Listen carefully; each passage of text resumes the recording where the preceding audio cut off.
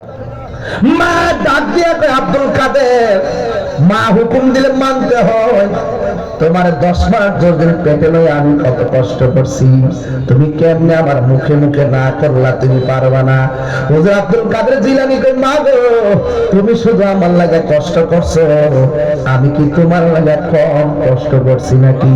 এবার মা ডাক দিয়া কয় বয়স হয়েছে মাত্র কয়েকদিন, 1 টাকা রুজি করেও খাওয়াইছস না, একটা কাম করে আমার দিছ না, তুমি আবার আমার লাগে কি কষ্ট করছো? গাউসে পাক কয় একটা উস্তাদরে বুঝাইছি, এবার মারও বুঝাই।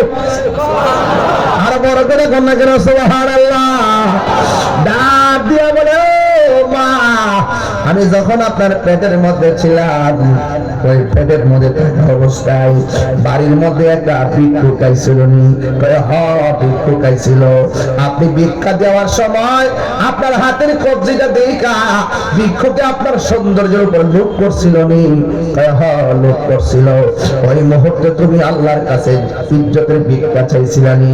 কয় হ্যাঁ আমি চাইছিলাম। ও মা, ওই মুহূর্তে জঙ্গল দিকে বাঘ আইছিল নি? কয় হ্যাঁ আইছিল। ও মা, আর কি কিছু কোন লাগবে? এরপরে গাউসে পাক সাধারণ কেউ নারী, তিনি চইলা গেছে একটা উপত্যকার ভিতরে চইলা গেছে। ওই উপত্যকার মধ্যে চইলা যাওয়ার পর ওই জায়গার মধ্যে তিনি যখন গিয়ে বসছে, বসার পর নীরবে ধ্যান করতেছে। আমার দেশে তো বাজার মুরাকাবা নাই, আমার দেশের মধ্যে মুশাহাদা নাই। একটু মুরাকাবা মানে হলো ধ্যান করা। চোখটা বন্ধ করে বলবেন আমি কোথায় ছিলাম, চোখটা বন্ধ করে বলবেন আমি কোথায় এসেছি, চোখটা বন্ধ করে মনে মনে ভাববেন আমি কোথায় যাব। এইভাবে মুরাকাবায় চিন্তা করবেন। হুজুর গাউসুল আজম ওই উপত্যকার মধ্যে গেলেন, যাওয়ার পরে তিনি উপত্যকায় যাইয়া সুন্দর করে মুরাকাবা করবেন। চোখটা বন্ধ করে খুলছেন, খুললা তাকায় দেখতেছেন নূরের মতন একটা চেহারার মানুষ গাউসে পাকের সামনে হাজির হয়ে গেছে। পাইলে নিরালাহি গো নবী, পাইলে নিরালাই, পাইলে নিরালাহি গো নবী, পাইলে নিরালাই। ওরে দুই কদমে চুমো খাবো, দুই মনিটর সাউন্ড চরণে ধুলি মাখে বগাই, পাইলে নিরালাহি গো নবী, পাইলে নিরালাই, পাইলে নিরালাহি গো নবী, পাইলে নিরালাই। কঠিন হাসরের দিনে কে তরাবে নবী বিনে, বলো কঠিন হাসরের দিনে কে তরাবে নবী বিনে। ওরে দয়া করে তাই গো নবী হাসরের বেলায় বলো না, দয়া করে তাই গো নবী হাসরের বেলায়, পাইলে নিরালাই গো নবী, পাইলে নিরালাই, পাইলে নিরালাই গো নবী, পাইলে নিরালাই। একদিন স্বপ্নে দেখলে যাবে সব গুনাহ জড়িয়া পড়ে, বলো একদিন স্বপ্নে দেখলে সব গুনাহ জড়িয়া পড়ে।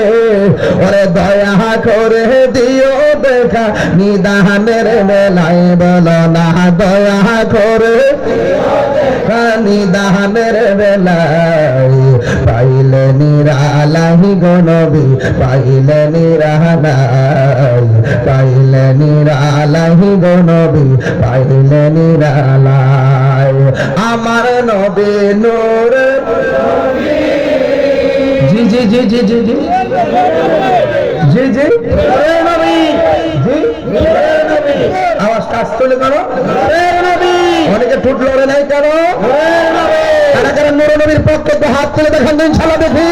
নারায়ে তাকবীর, নারায়ে রিসালাত, নারায়ে গাউসিয়া, মাকবারার দরবার শরীফ, মাকবারার হুজুর কিবলা, মাওলানা গিয়াসউদ্দিন তাহিরি সাহেব। আল্লাহু আকবার করনা কেন? আল্লাহু আকবার। তাহলে একটু নূর নবীর একটু টান্না মহব্বত দেওয়া লাগবে না?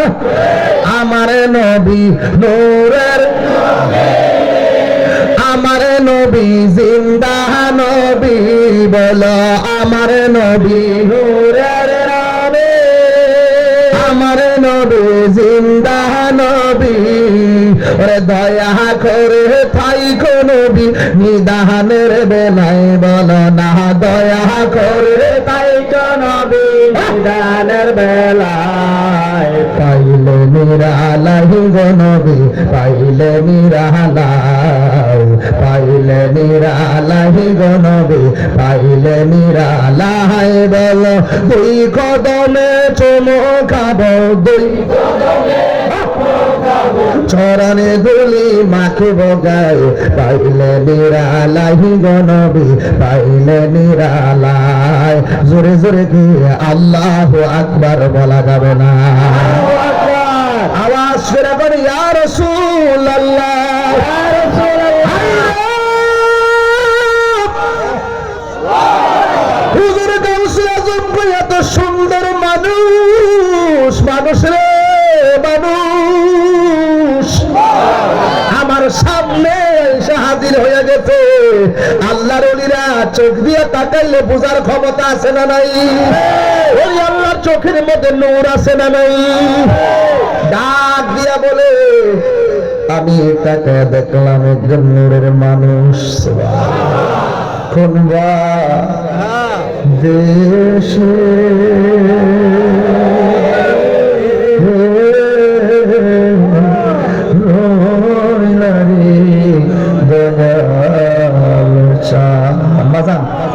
গভীর দেশে তো একটু শান না গেলে আমার ভিতরটা শান্তিতে কোন দেশে রইলা রে দয়াল চান দয়াল তোমার লাগিয়া ভিখারি সাজিব দয়াল তোমার ভিখারি সাজিব আমি সইপা দিব আমার মন প্রাণ আমি সইপা প্রাণে তুমি কোন দেশে রে দয়াল চান আল্লাহ হবে না কোন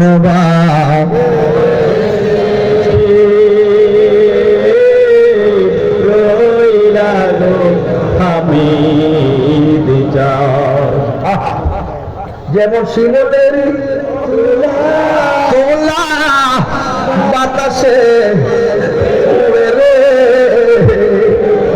যেমন শিমুলের তোলা বাতাসে উড়ে রে সেভাবে উড়াইলি আমার প্রাণ আমি সেভাবে উড়াইলি আমার প্রাণ তুমি কোন দেশে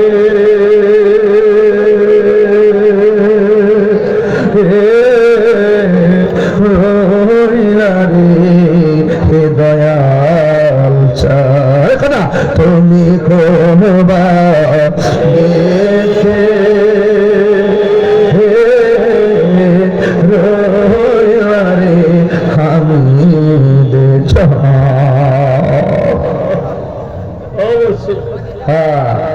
হামিদ চাঁদরে দেখছি শ্যামলী ইস্তেমার ভিতরে ঢাকা শ্যামলী যখন সুন্নি ইস্তেমা হয়েছিল তখন আমি মাদ্রাসা ছাত্র গেছিলাম ইস্তেমায় ওই সময় আজ থেকে প্রায় 24 বছর আগে তখন বলছিলেন যিনি সর্বোচ্চ সুন্নিয়তের জন্য টাকাটা ঘোষণা করছিলেন তিনি আপনাদের হামিদ চান আমাদের হামিদ চান আমি দেখছিলাম এভাবে ধুইয়া কান কান ধুইয়া লাভদা দাঁড়াই গেছে এটা হচ্ছে এই দৃশ্যটা আমি এখন আমার মনে পড়ে চিৎকার মেরে এখন না মার হাবা দেখছি আমি নিচে বসাছিলাম তখন আল্লাহরা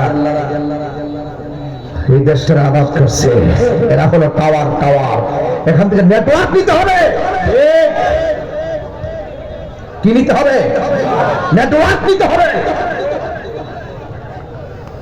হুজুর গাউসুল আজম আব্দুল কাদের জিলানী রহমাতুল্লাহ আলাইহি নদীর পার গেছে। একটা লোক আইসা ডাক দিয়ে, আব্দুল কাদের, আমি তোমার দুইটা কথা বলার জন্য এখানে হাজির হয়েছি। সুবহানাল্লাহ। জোরে কোন কয়টা? দুইটা কথা বলার জন্য আমি এখানে হাজির হয়েছি। এক নম্বর কথা হলো, তুমি এখানে মুরাকাবা করতেছো, এই জায়গা থেকে তুমি নড়াচড়া করো না। আরেকটা কথা হলো, আমি না বলার আগ পর্যন্ত এই জায়গাটা তুমি ত্যাগ করো না। জোরে জোরে কি সুবহানাল্লাহ বলা যাবে না? আল্লাহু আকবার কথা কেন? প্রথম শর্ত হলো যেমন তেমন অপরিচিত একটা লোক যদি আইসা করে এখান থেকে আমার হুকুম ছাড়া লড়তে পারবা না, এই হুকুমটা বড় কঠিন। এরপর গাউসুল আজম মনে মনে করে লড়তাম কি লেগা, যে এই চেহারা দেখছি, এই চেহারা দিকটা তো হৃদয়টা পাগল হয়ে গেছি। এত সুন্দর চেহারা, ডাক দিয়া কয়, আব্দুল কাদের, এখান থেকে আমার হুকুম না পাওয়া পর্যন্ত নড়াচড়া করা যাবে না। এবার গাউসুল আজম আব্দুল কাদের জিলানী মুরাকাবা শুরু করলো।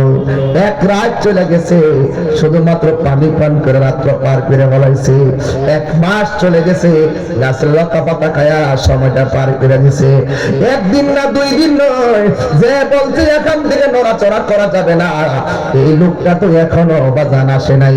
এইভাবে এক মাস, দুই মাস, 3 মাস, 4 মাস, 5 মাস, 1 বছর পর্যন্ত চলে গেছে। এরপরে লোকটা আসে নাই। 1 বছর পর্যন্ত আব্দুল কাদের জিলানী মুরাকাবা কইরা উপত্যকার মধ্যে সময়টা কাটাইয়া দিছে।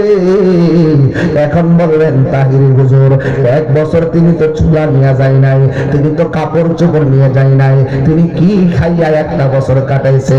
দলিলের মধ্যে আমি পেয়েছি তিনি শুধুমাত্র পানি পান করছে আর গাছের লতা পাতা খাইয়া তিনি 1টা বছর কাটাইয়া দিছে। এটা হলো আল্লাহর ওলিদের জিন্দেগি। ভোগে সুখ নাই, ত্যাগে হলো সুখ। 1 বছর চলে গেছে শুধু পানি আর লতা পাতা। এরপরে 2য় বছর গণনা শুরু হয়ে গেছে, লোকটা আসে না। 2টা বছর পার হয়ে গেছে, এরপরও মানুষটা আসে নাই। গাউসুল আজমের মুরাকাবা আরো বাড়তেছে।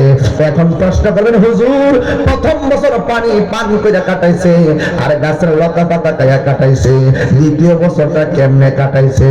2য় বছরটা শুধুমাত্র পানি পান করে পাঠাইছে, কিন্তু বাড়ি খাবার ত্যাগ করে ফেলাইছে। কারণ তিনি ওই দুনিয়ার খাবারের মুখোমুখি নয়, তিনি আল্লাহর প্রেমের সুধা পানের জন্য ব্যস্ত হয়ে গেছে। তারপরে 3য় বছর আবার গণনা শুরু হয়ে গেছে।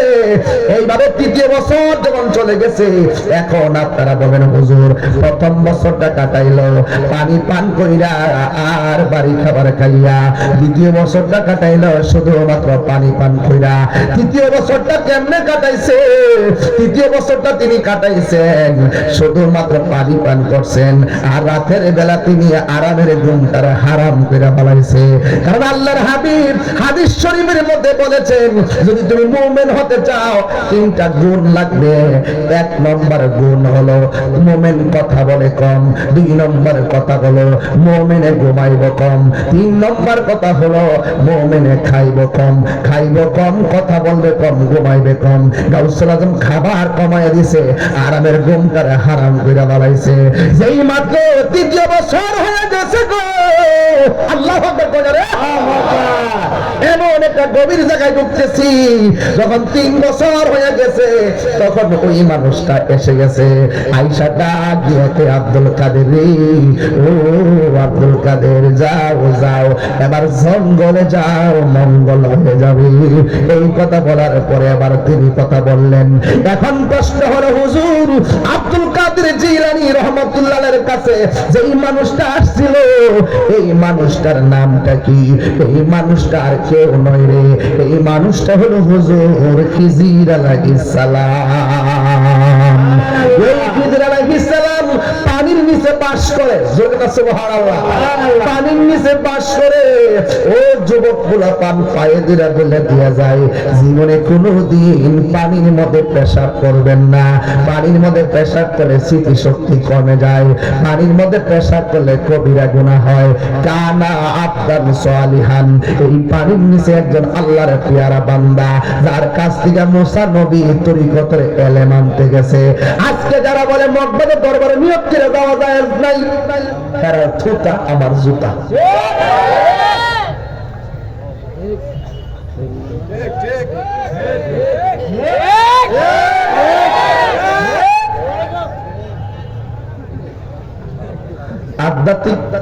আধ্যাত্মিক এলেম অর্জন করতে গেলে, তরিকতের এলেম অর্জন করতে গেলে নিয়ত করে যেমন যা, এটা প্রমাণ হলো মুসা আলাইহিস সালাম। আল্লাহ বলেছে এমন কিছু এলেম আছে তুমি নবী হইতে পারো, তোমার মধ্যে নাই। আমার পানির নিচে একজন মাহবুব বান্দা আছে, তার কাছে ওই এলেম আছে। মুসা নবীকে আল্লাহ ওই লোকটাকে পাবো কিভাবে? আল্লাহ বলছেন একটা নৌকা লও, মাছ একটা ভুনা করো, এর মধ্যে মাছটা রাখো, নদীর মধ্যে রওনা দাও, নদীর মাঝখানে যাইয়া যেই জায়গায় মাছটা যেতে হইয়া চলে যাবো, ওই দিক দিয়ে আমি একটা রাস্তা বানিয়ে দিব, ওই রাস্তা দিয়ে ঢুকে দেখবা পানির তলে দেশে আমার সেই বান্দা বসে আছে।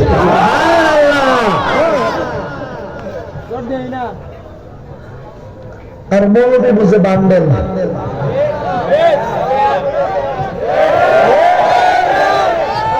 কি বুঝে? কালো টাকা। আর কিছু পেশি শক্তি দেখায়, এটা ইমানি শক্তি না, এটা পেশি শক্তি। যে আমার দেন নাইলে ভাঙ্গে লাবু, আমার দেন নাইলে খেয়ে লাবু, আমার দেন আগুন লাগাই দিব। যখন বান্ডেলটা ঠিক মতো দৈরা দেয়, দোয়ার বাসা পাল্টা জায়গা, আল্লাহ যিনি দিছে তারে মারব। আমার জন্মের পরে এমন মুনাফিক গত ১.৫ বছরে যা দেখছি, আমার জন্মের পরে এমন মুনাফিক দেখি নাই। কথা কোন ঠিক না বেঠি? এই তো তাই। ও আমার একটা বলে আছে, এখন কি ছিল আপনার সুন্দরটা ৩ দিন থাকতে রস না।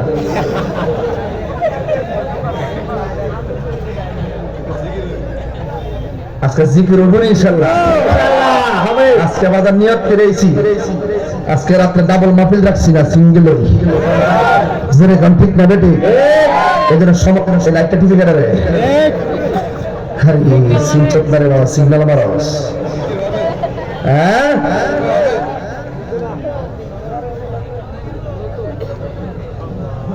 প্রীতি শিখায়া কই গেল লুকায়া,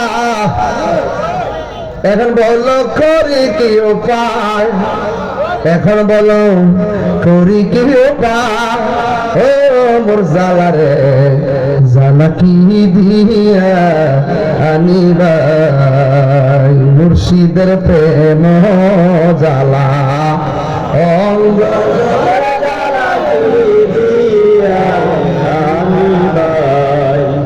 এবারে এমনি সাইজ।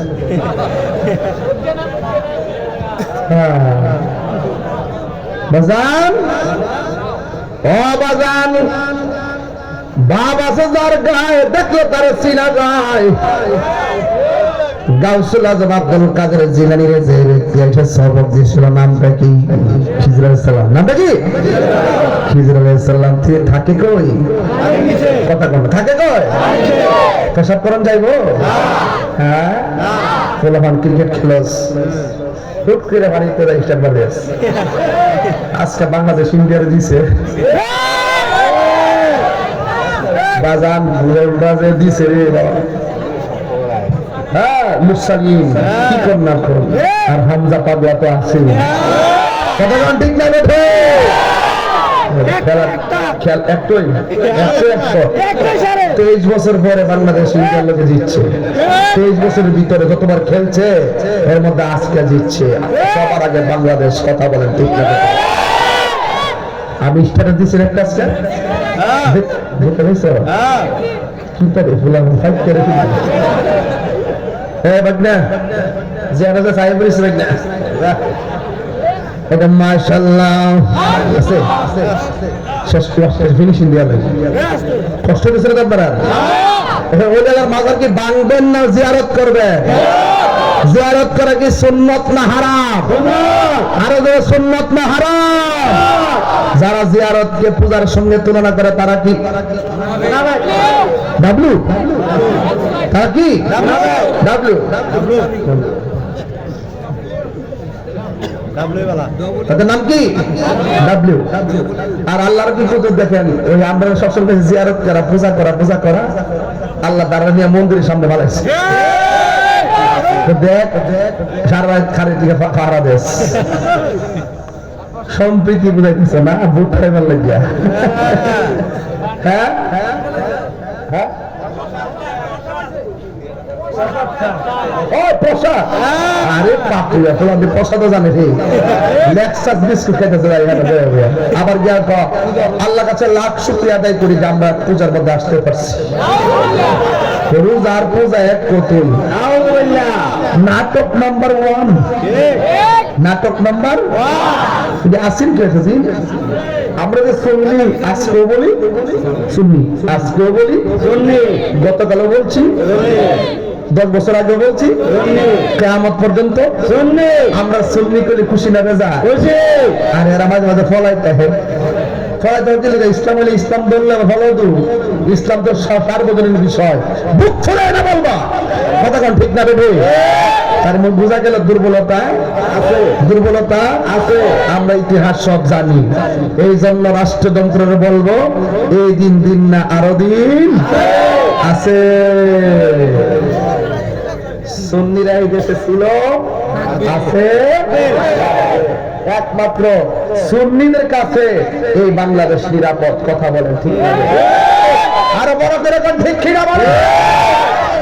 আমি কে, তুমি কে? আপনার বিপ্লব স্লোগান আমরা জানি না, তোমরা জানো। আমরা খানকা আছি দিকে মনে করছি আমরা সংখ্যালঘু, আসলে কেন সংখ্যালঘু না সংখ্যাগরিষ্ঠ? সংখ্যাগরিষ্ঠ। চেয়ারম্যান সাহেব দোয়া আছে সুন্নি, সুন্নির লোকে মিলা থেকে এবার কাম হইব, 3 মুখী কাম হইব বিদায় গেল। আর মনে রাখেন, আর এই মাহফিলের মধ্যে সামনে কত দিবেন কোন?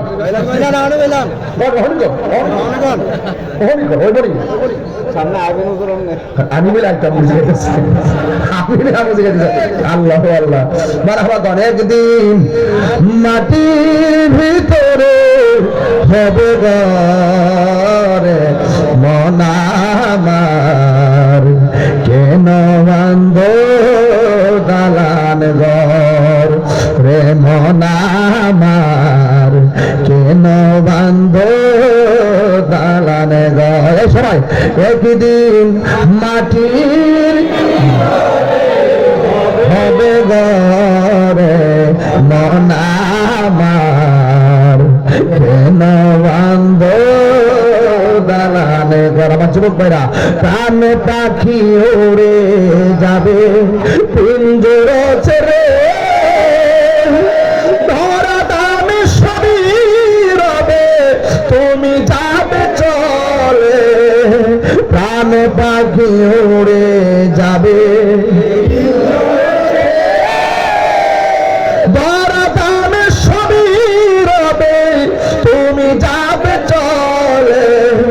বন্ধু বান্ধব যত, মাতা পিতা পারা শত, হয়ে যাবি সবই তোমার পরে মন আমার, কেন একটু দিলটা নরম করে মা বাবার চেহারা খেয়াল করে কর না। একদিন মাটির ভেতরে হবে ঘরে মন আমার, কেন বান্ধ দালানে ঘর রে মন আমার, কেন বান্ধ একটি জবান বন্ধ রাখিবেন না, মোহাম্মদ মায়ার শরীফ বলুন সুবহানাল্লাহ।